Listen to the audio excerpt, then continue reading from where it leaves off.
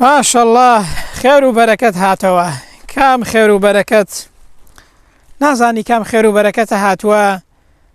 شەو هەتاوەکو بەیانی ڕەحمەت و لێخۆشببوونی خوای پەروەردگار دێ بۆ ئینسانەکان کە بریتیە لە ڕەحمەت و بەرەکەتی شەوی لەیلەتول القەدر. بۆچی پێی دەڵێن شەوی قەدر؟ لەبەر ئەوەی لەو شەوەدا عیبادەت قەدر و قیمەتی هەیە لە لای خوای پەروەردگار، لەبەر ئەوەی لەو شەوەیدا قورئانێکی خاوەن قەدر هاتوۆتە خوار، لەبەر ئەوەی فریشتەکانی خوای پەروەردگار کە خاوەن قەدرن جوبرەئیلیان لەگەڵدایە دێنە سەرزەوی و سەلام لە ئەهلی مزگەوت و ئەو کەسانە دەکەن کە شەوان بە عیبادەت زیندوو دەکەنەوە. بۆیە پێی دەڵێن شەوانی قەدر، چونکە هەر کەسێک لەو شەوانەدا عیبادەتی خوای گەورە بکات دەبێتە خاوەنی قەدر و قیمەت.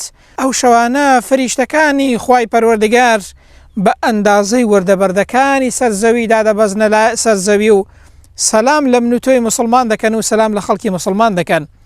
کەواتە تۆش ئەی ئینسان هەڵسا لەو شەوانەدا بەخەبەر بە و عیبادەتی خوای گەورە بکە و ئەو شەوانە زیندوو بکەوە.